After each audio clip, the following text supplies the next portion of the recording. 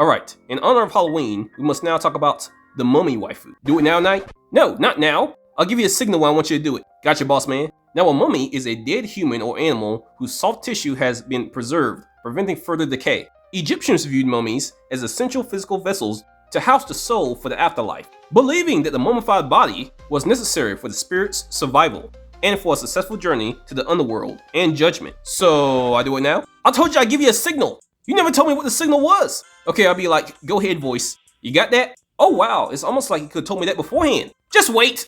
Anyways, the horror myth of the mummy began more or less in the 19th century, and there's multiple things that seem to have led to the folklore of mummies, such as Jane Loudon's novel, The Mummy, made in 1827. This book basically established the concept of the revived mummy, and surprising enough, but not really surprising, after this in the 19th century, there were plenty of stories created about female mummies. One in particular was made in 1903 by Bram Stoker called The Jewel of the Seven Stars. Can we please do it now? In a minute! Yes, long story short, the female mummies were sometimes sexualized. In comparison, the male ones were always seen as monstrous and fearsome creatures. So basically, people in the 19th century think of a dead female mummy walking towards them and just think, oh my god, awful, I want more of it. In fact, take away the scars, the rotten flesh, and just make it a sexy woman in bandages.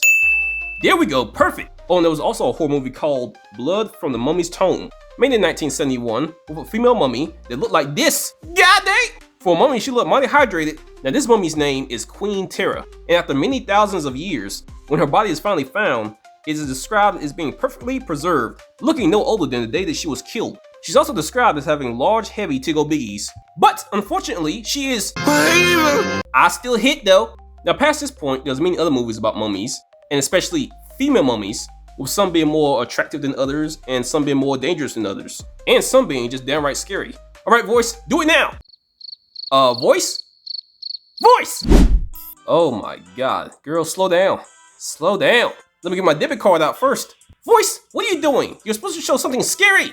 And she's a corpse for crying out loud. A sexy preserved corpse? Hey girl, hold on. No! It should've been me! I don't know this guy. Anyway, horrifying mummies!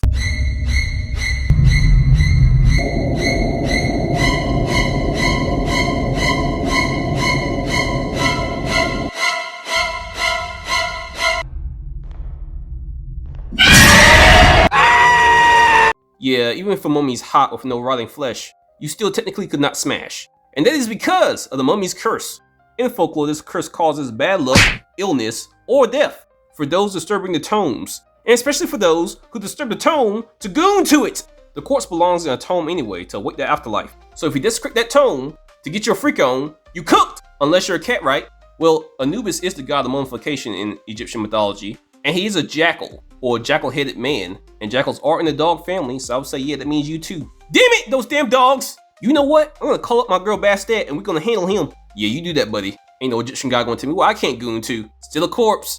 A sexy corpse that I will goon to, no matter the cost! And if Bastet fails, I'm calling Jesus. Really, bruh? Alright, so the average cursed mummy waifu may be unwise to smash, but this does not make them all unwise to smash. Especially if they're thick enough. If she's cursed, it's unwise in the story. I guess I'll just have to get creative with my choices then, won't I? Well, I guess you will. Guessing is for those without the power of Google! And with the power of Google, technology, books, and yes, also Rule 34, I have found my first choice for this list. And she's perfect. Perfect! Behold the thickness. Really, bruh? The mummy girl from Hotel Transylvania? The girl is barely in the movie. Hey, all you need to know that she looks good when she on screen. And when she on screen, she know how to swing that thing! Girl got that supernatural booty. She's also described as being very pretty. She at one point was dating a fat mummy named Murray. She's good at dancing, and she was in Hotel Transylvania 1, 2, and 3. Plus, Hotel Transylvania Transformania.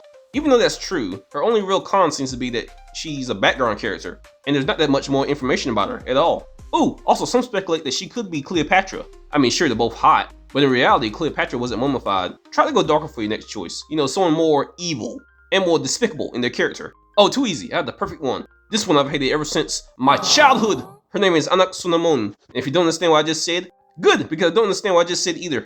Either way, she's from the movie The Mummy, and The Mummy Returns. And this bitch is worse than evil.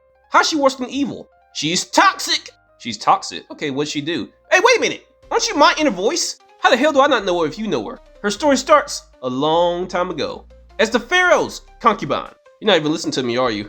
Because she was the Pharaoh's concubine, she was not allowed to be touched by any other man. And you would think this would be a simple rule, but not for her, because she decides she wanted to have an affair with a man named Imhotep. And this girl sucks at cheating, so the pharaoh seems to catch her almost immediately. At which, in this point, they both stab the pharaoh multiple times. And again, the walls must be very thin in this big ass palace, so the guards immediately catch them. The toxic mummy woman then tells the bald, aging, lucky man to run and resurrect her later. She then stays behind with the guards and commits seppuku. Now, years later, Imhotep finds her body, which has been mummified, and he attempts to bring her back with the Book of the Dead, which he fails to do in the first mummy movie. But in the second movie, The Mummy Returns, Imhotep finds a woman named Mila, and he hypnotizes her, and he uses her body, plus the Book of the Dead, to resurrect Aksuknamun. He basically put Aksuknamun's soul inside Mila's body, officially bringing her back to life. Now here's her biggest con, besides just being pure Waifu. At the end of The Mummy Returns, there's a point where Imhotep is literally hanging on for dear life over what looks like a pit leading to hell. Now just for more context, the tomb around them is coming down, rocks are falling, the earth is literally opening up under them. It's chaotic, and eventually he reaches his hand out, calling for her to help him. And do you know what this bitch did? Do you know what this woman did? Instead of helping him, like the other sexy chick did with her man, she a real one by the way, Aksuknamun turns tail and runs, leaving Imhotep dangling and being pulled into a pit of hell. I want you to see the heartbreak on this man's face right here. This is probably the same face Samson made when he was betrayed by Delilah. Look at the anguish. Look at the shine in his bald head. This man was really in love, and it took him 2 movies to resurrect her fully. This man put in work for her to be standing there, and she still betrays him to run away for her own safety. This man knew in this moment that these hoes ain't loyal and just let go and let God. Tragic. Tragic. So tragic. And you know what makes it even more tragic? She still died. What? Not only like 5 seconds later, this woman falls into a pit of scorpions and gets suffocated and stoned to death. And that's what you get. Right, my next one is even worse, Knight, because this next one is not only described as evil, but the ultimate evil. She's still bad though, and she a 5,000+ year-old gilf who's a freak in the worst kind of way. Her name is Princess Amunet. In her past, she was promised a throne by her father, only for him to eventually take back his promise once his newborn son was born. And in this moment, Amunet's like, if I can't be happy, no one's gonna be happy. This woman got mad, and she eventually makes a pact with the Egyptian god Set. And after this, she not only goes and murders the father, but also the stepmother and the newborn son. This girl's out here offering kids for a throne. And let me just remind you, she's still a princess. Even without the throne, she's still living good. Now, eventually in her past, she stopped and mummified. But unfortunately for the world, years later, she wakes up on a plane of all places and crashes out immediately. And her ultimate goal at this time was to unleash her powers and to remake the world into the kingdom she was denied. So yeah, she a bad person. She's also immortal with supernatural strength, durability, and speed. She can drain the life force from a human to heal herself, and because of her pact with Set, she has powers that allow her to manipulate dark forces. So yeah, smash! No. Well, can a brother at least get stepped on before the world's taken over? Man, you nasty. Shut up, brother, I know it. Alright, my next and last one is literally perfect. Her name is Mummy Girl, and she's from the series Hero Inside. Now this series is about a cartoonist named Scott Weller, who mysteriously one day disappears, and he leaves behind 100 volumes of hero books. And these superhero comic books somehow get spread throughout San Francisco, falling into the hands of people who are called the readers. And these readers can summon the heroes from the books. So yes, Mummy Girl was technically created by Scott, but her comic book origin is that of an Egyptian mummy who is the daughter of the almighty pharaoh, and she has the power to manipulate her bandages at will. She's also adaptable and very flexible, and her only con is that she may see some people as inferior to her, because in her story she's technically a princess. She also hates when her appearance is altered, like if she's scratched. But if I'm being honest, her cons don't mean shit. Now why is that? Look at this scene here. It'll tell you all you need to know. I am the daughter of the almighty pharaoh. I can make anybody talk. I like where this is going. Giggity, giggity, giggity. For God's sakes, do it to me! Okay, that's it. It should've been me, Knight.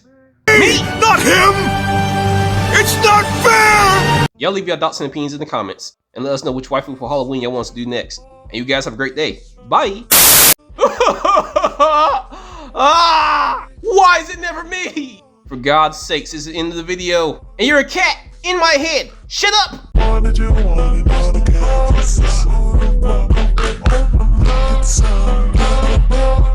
It's